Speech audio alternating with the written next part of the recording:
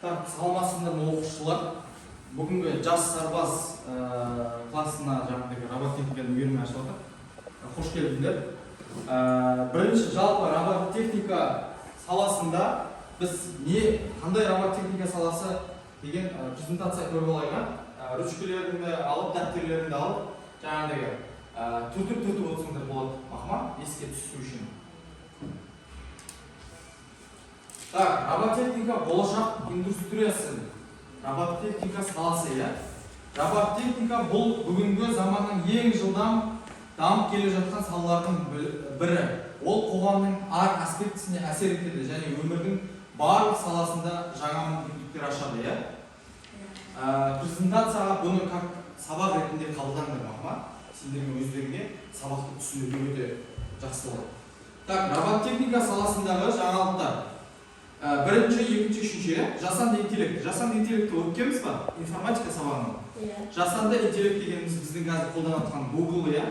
Apple программалар. Олар жаңағы белгілі бір мәтін жазсақ, соның мәтінге кез келген тауып береді. Мысалы, ағылшын тіліндегі мәтінді суретке түсірсек, перевод жасасақ, қазақ тіліне басқа тілдерге фотодан аударып береді, дұрыс па? Так, жасанды интеллект бірінші робототехника саласындағы интеллектпен жабдықталуға олардың күрделі міндеттерді орындалуға мүмкіндік береді. Жасанды интеллект және екінші 3D басып шығару.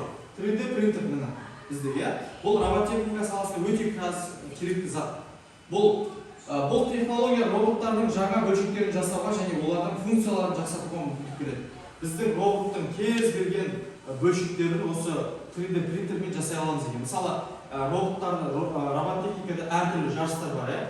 Мысалы, соғысу, сумо жарыстар. Соларда жаңағыдағы роботтың басын немесе процессорын жақсы қорғап қалу үшін бізде 3D принтермен қорғандар жасаймыз роботқа.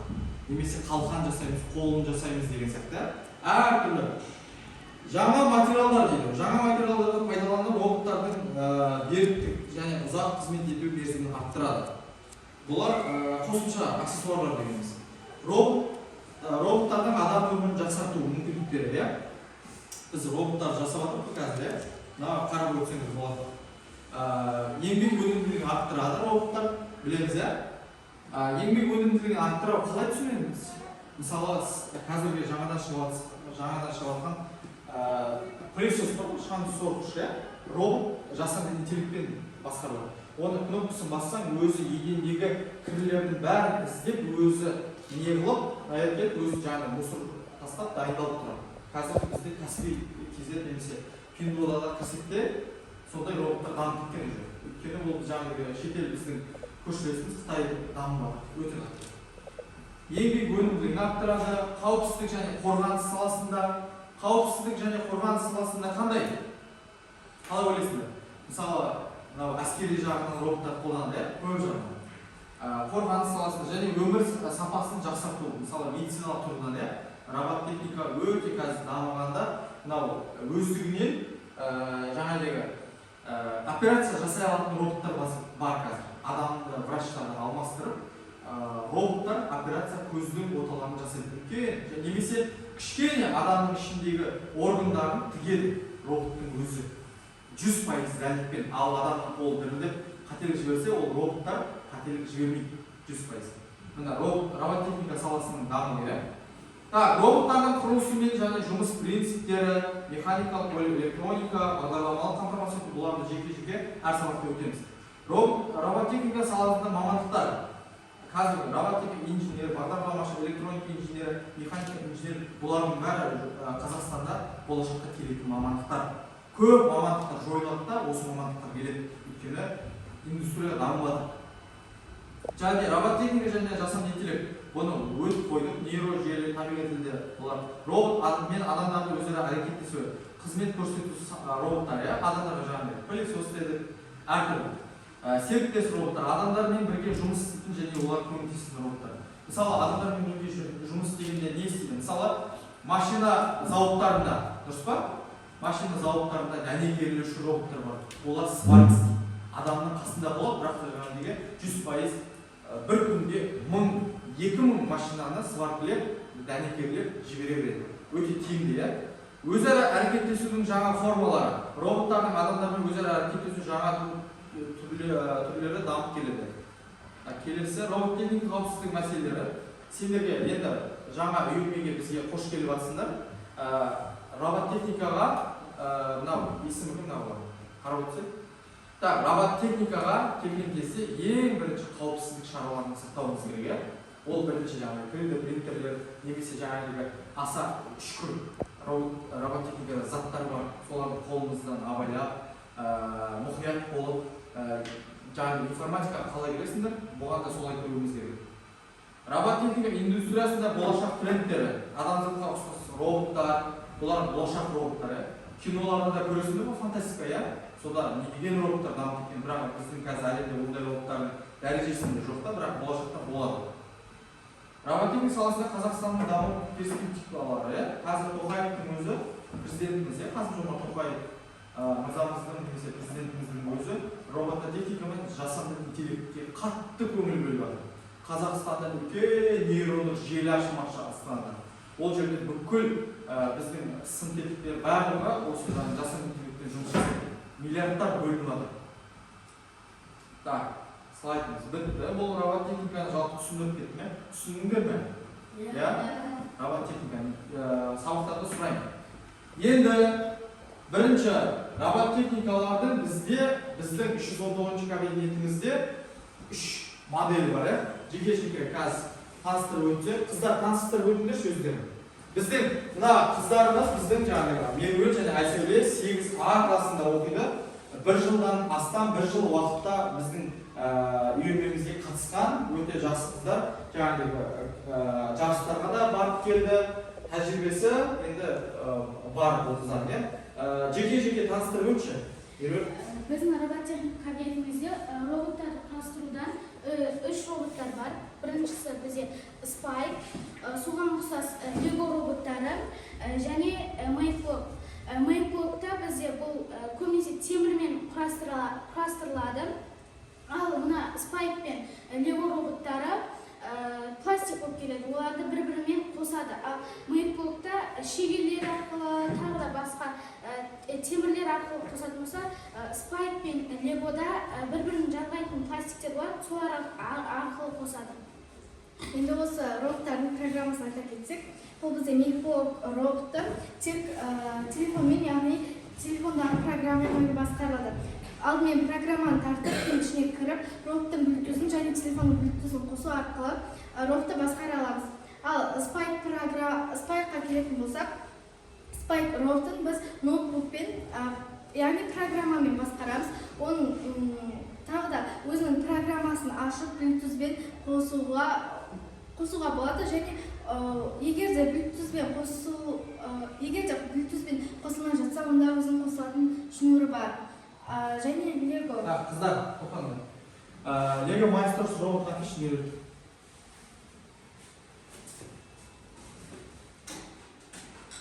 Ортаға келін ерде. Жайғаны ұстап тұр, қазір көрсететін бәрі. Lego Mindstorms роботы. Бұл жаттап алыңдар, дәптерге жазбаңдар. Lego Mindstorms EV3 деген робот. Бұл Данияның роботы. Мені қараңдар, мынада бір тақтада. Lego Mindstorms EV3 роботы.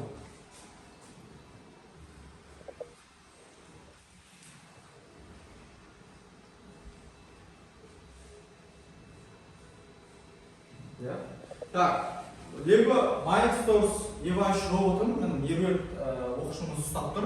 Бұл робототехника саласындағы ең беделді роботтардың бірі. Қазақстанда немесе шетелде жаңағыдай көптеген жарыстарда осы робот қолданылып келеді. Lego Mindstorms деп бұл балалар мен ересектерге арналған робототехникалық құралдардың жиынтығы. Ол бағдарламалардың кірпіштен, датчиктерден және қозғалтқыштардан тұрады, иә? EV3 жүйесінің артықшылығы. Lego роботымыздың артықшылықтары басқа роботтарға қарағанда. Бұл қолжетімділік, EV3 жиынтығы бағасы қолжетімді, бағасы арзандау деп тұр, және сондықтан көп адамдар робототехникамен таныса алады. Осы роботты әр түрлі салада қолданады. Немесе кейбір жаңағыдегі ата-аналар үйіне балаларына осы роботтарды әперіп қояды. Конструктор, ойыншы ретінде. Оны көптеген кез келген заттар істеуге болады. Bir контейнердің өзімізде, бізде бір контейнер, бұның ішінде 900-ге жуық жаңағыдегі нейді? Детальдар бар. Көрдіңдер ме? Bir контейнердің өзінде 900-ге жуық детальдар бар деген сөз. Өте майда бөлшектерден тұрады деген сөз. Және де шығармашылық, білім беру салалары бар екен. EVA 3 бағдарламалау ортасы, графикалық интерфейс, блоктармен бағдарламалау, Python. Python'ды жаңағы информатика пәнінен 6 класстан бастап өтіп жатсыңдар, иә? Python'да, жоқ, 3-ші тоқсанда өтесіңдер әлі. Енді танысасыңдар бұның бағдарламасын. Так, датчиктерді қалай пайдалану керек? Осы тұсында, иә? Меруерт EVA 3-дің барлық датчиктер мен моторларымен барлығын таныстырып өтші. Бізде бұл жерде басты процессор, бұл арқылы программа осыған енеді, компьютер либо тағы да басқа телефон құрылғылар жоқ кезде осының ішіндегі программалармен істеуге болады. Және қозғалтқыштары дөңгелекті қозғалтады. Түс датчигі бұл бізде түс арқылы, сызықпен жүріп өту арқылы, тағы да басқа жарыстарға өте қажет. Средний мотор деп айтсақ та болады. Бұл мына осы қозғалтқыштар қозғалтып отырады осы бөлігі.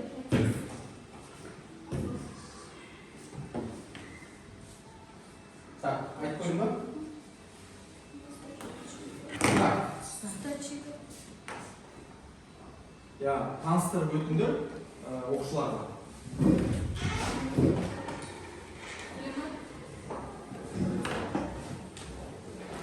Басты процесс жаңағы айтып өткеніміздей, мынау былайша айтқанда роботтың көзі деп айтсақ та болады. Бұл арқылы робот алдында тұрған заттарды, кептелістерді, немесе кедергілерді көреді. Мынау жаңа су датчигі. Бізде жаңа су датчигі осы тұтқаны басқан кезде роботтың программасы қосылады және осы арқылы роботтың программасын өшіруімізге болады. Бұл средний мотор. Бұл арқылы роботқа қосымша плюс беретін жақтарын істейді. Например, бір стаканды пружинына салып алу секілді заттарды осы мотор арқылы жасайды. Бұл бізде қозғалтқыштар, яғни роботтың моторы деп айтсақ та болады. Роботтың жүруіне және оның оңға немесе солға или бұрылуына әсер ететін осы қозғалтқыштар болып табылады. Бұл түс датчигі. Бұл роботтың екінші көзі деп айтсақ та болады. Бұл роботты сызықпен жүру немесе тағы да басқа жарыстарда қолданылады. Бұл көптеген роботтарды қосуымыз қажет, өйткені былайша айтқанда барлық жарыстарда осы түс датчигі арқылы робот жұмыс жасайды. Енді келесі мына роботтарды бұлай қоя салайық, иә? Бұл Lego роботын танысып алдыңдар, иә? Өте бұның детальдары өте көп. Енді келесі робот Spike робот, иә? Spike. Мына қойып қойыңдар, екі роботты құрастырған роботтарын көрсетіңдер, осы жерге қойып. Так, Spike роботына шолу жасасақ. Spike Prime инновациялық робототехникалық шешім. Бұл Lego роботының баламасы. Lego роботы жасы жаңағыдегі ересек, ортан қол балаларға арналатын болса, Spike роботы көбінесе жаңағыдай кіші бастауыш оқитын балаларға немесе ересектерге арналады. Бұл Spike роботының Spike Prime'дің артықшылығы икемділік, қолжетімділік және жаңашылдық. Бірінші икемділік деген қалай? Бұның моторының өзі, жаңағыдай датчиктері, жаңағыдай моторлары, датчик немесе жаңағыдай процессорлары Легодан қарағанда кішірек болады. Салмағы аздау. Бірақ та бұның Lego сияқты роботның мынау контейнері сары түстес болады. Spike жазып қойған, иә? Бұның ішінде жаңағыдай 700 немесе 600-ге жуық детальдар болады. Әртүрлі детальдар. Бұлар роботтардың ең бірінші роботтардың Spike роботының жаңашылдық деген ғой. Жаңашылдық. бұл жерде Spike роботы көптеген информатика пәнінен оқитын программалар арқылы жүре береді. Mindstorms, Lego сияқты жаңағы өзінің бағдарламасы сияқты емес. Spike Prime'ның құраушы элементтері, бас басқару модулі. Меруерт, процессорын көрсет, мынау. Процессор бұл жерде. Сота, процессорын көрсетсең болды, мынау. Бас басқару модулі. Бас басқару модулі Spike Prime жүйесінің миы болып табылады. Миы немесе процессор. Ол барлық бағдарламаларды орындайды және датчиктермен, қозғалтқыштармен және басқа құрылғылармен байланысты. Бұлар немен байланысады, Меруерт? Кабельдер арқылы, иә. Так, датчиктер өзің айтып берші. Бұл жерде тура Lego роботтар секілді датчиктер, бірақ кіші ретінде жасалған, кіші ретінде жасалған. Бізде түс датчик тұр ма? Бізде түс датчигі бар, түс датчигін анықтайды.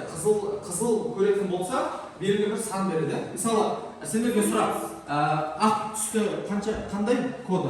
Ақтың? Санмен тек қана бұл Lego-да береді, ал бұл неде? Spike'та өзі түсті көрсетіп тұрады, ноутбукта. Lego-да ақ түсті қандай санмен беріледі? Lego-да ақ түс 0 санмен беріледі. Қара түс? Қара түс 1 санмен беріледі. Сол сияқты мынау түс датчигі әртүрлі сандарды беру арқылы түстерді ажыратады.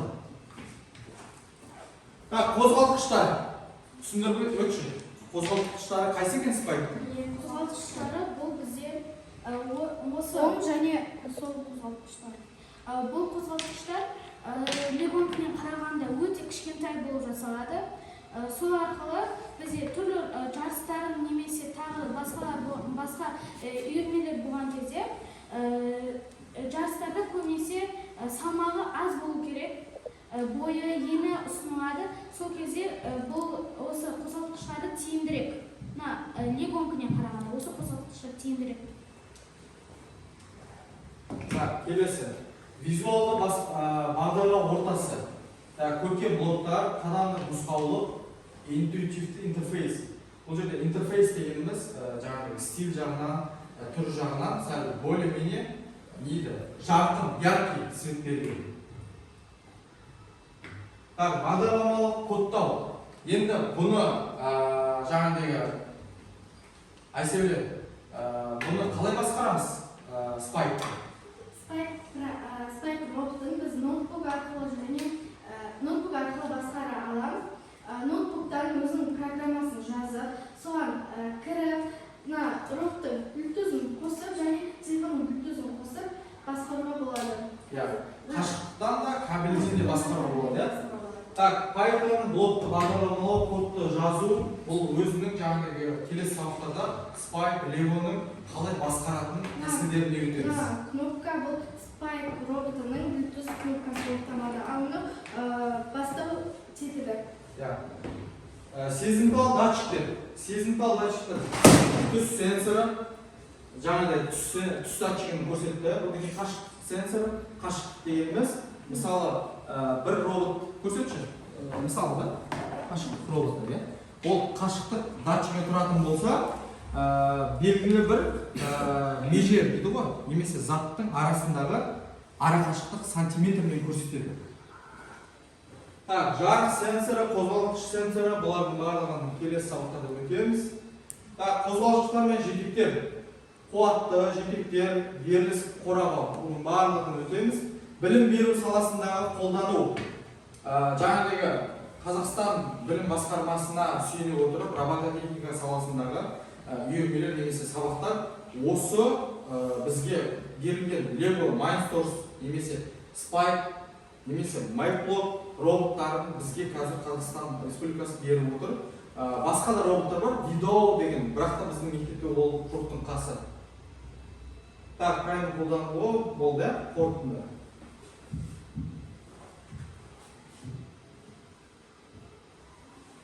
Енді Spike роботын ала салайық. Айсәуле.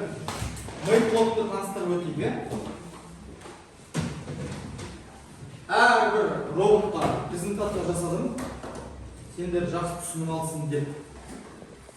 Make-Block роботы бұл жаңағы осы робототехника кабинетімен бірге келген робот, жаңағы Spike роботы сияқты. Бұл Mindstorms компаниясынан басқа уже.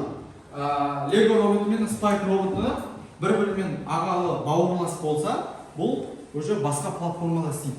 Бұл Lego мен Spike жеке тоқпен қуатталатын болса, бұл кәдімгі сағаттың батарейкасымен жұмыс істейтін робот. Бұны бір жақсы жері телефонда приложениесін тартып алып, қосымшасын телефон арқылы басқарсақ та болады. Өте тиімді. Так, қазір тоқтай тұр. Так, Make-Block Ultimate 2 деген прошивкадағы робот. Бұл робототехникаға қызығушылық танытқандарға арналған керемет құрал. Бұл жиынтықпен сіз өзіңіздің роботтарыңызды жасай аласыз және олардың бағдарламай аласыз және олардың мүмкіндіктерін зерттей аласыз дейді. Келесі, робототехника саласында жаңа қадам Make-Block'та түсіндіріп өтіп жатыр. Платформаның негізгі мүмкіндіктері: қозғалтқыштар, сенсорлар, бағдарламалық тастасы, ақпараттық және бағдарламалық құрамдас бөліктері, бұның бәрі презентация. Жасанды зердені қолдану мүмкіндіктері.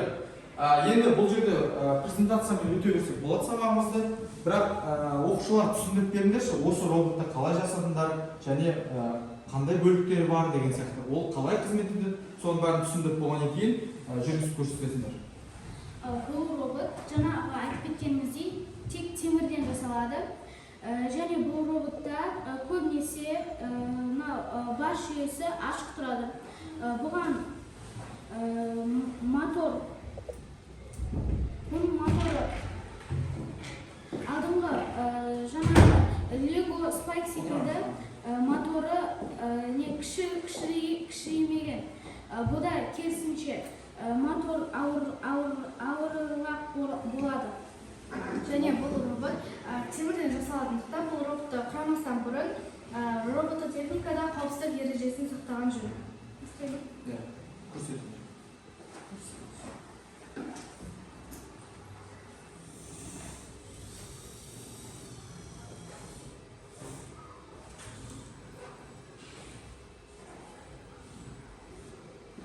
Роботтардың робототехника жарыстарында үлкен заттарды алуға, немесе төңкеруге, немесе баспалдақтан шығуға өте қолайлы роботтар осы.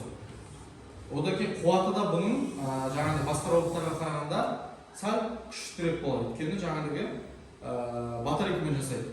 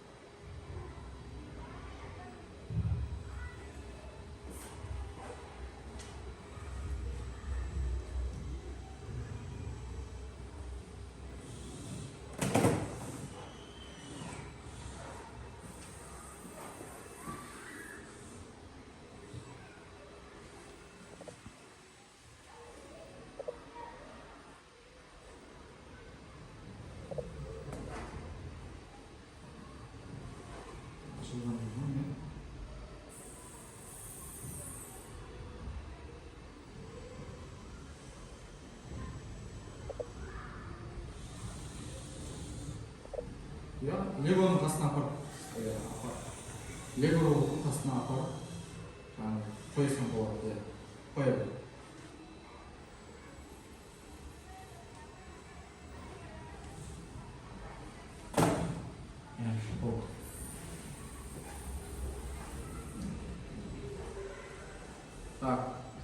Тағы да Make-Block'тың бір артықшылығы айтатын болсақ, дауыс арқылы да робот жаңағы оңға солға қойылады. Әлі бұл қыздар оған келген жүрсіңдер, дауыс басқару арқылы да жаңағы жасанды интеллект Алиса біздің сол сияқты да налево направо деп айтса қозғалады бұл робот.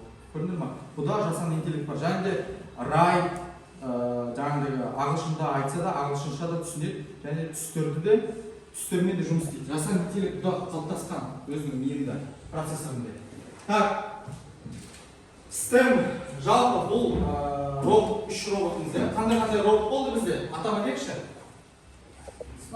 Lego роботы бірінші таныстырған роботымыз. Одан кейін Spike роботымыз.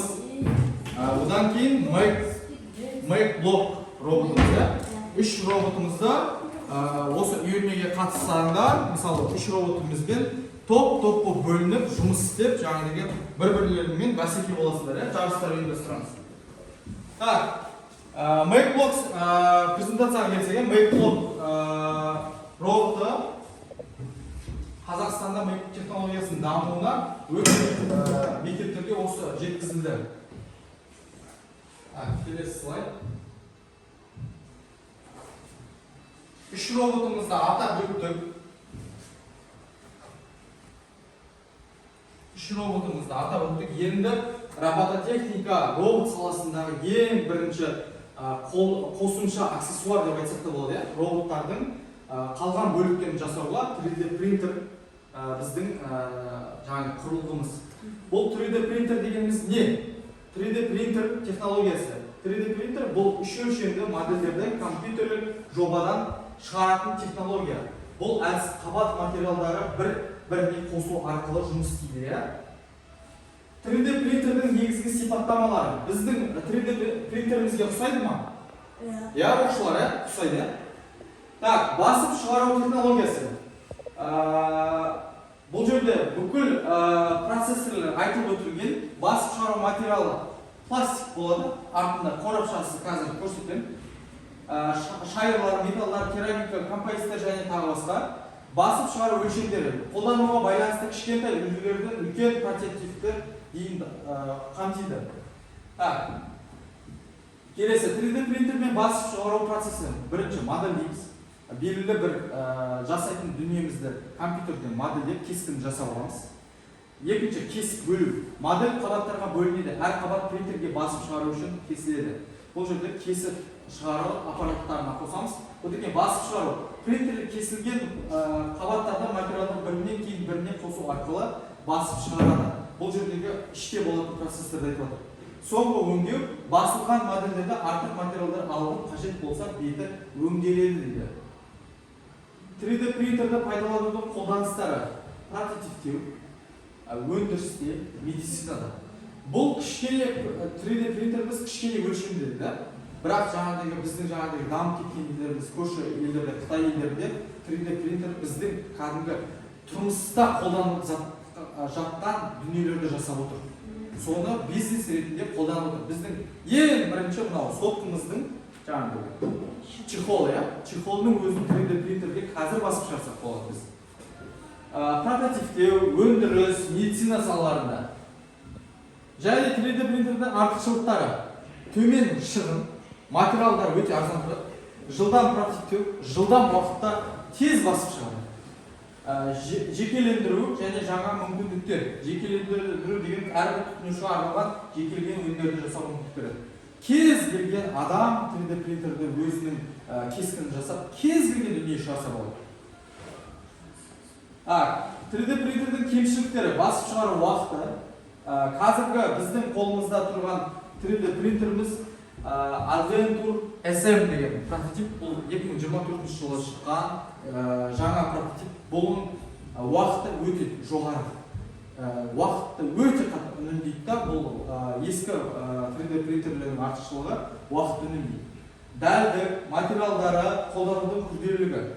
Кейбір кішкене оқушылар оны қалай қолдануды білмейді.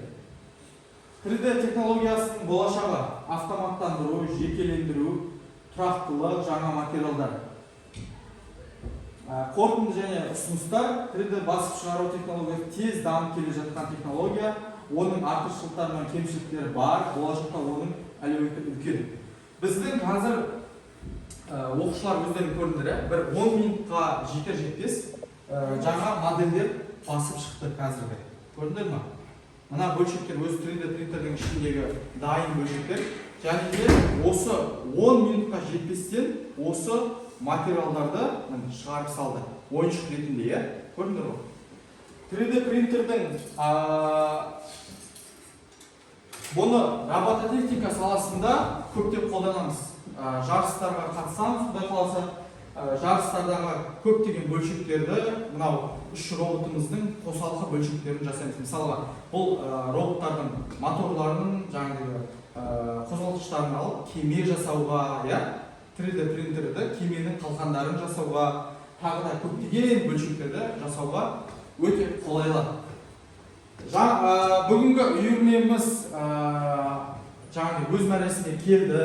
Жақсы түсіндіңдер деп ойлаймын, жас сарбаз тобы және оқушылары. Енді үйірмеге жақсы қатысып, үйірменің уақытылы келіп, құдай қаласа үлкен белестерді аламыз деген ойдамын, дұрыс па?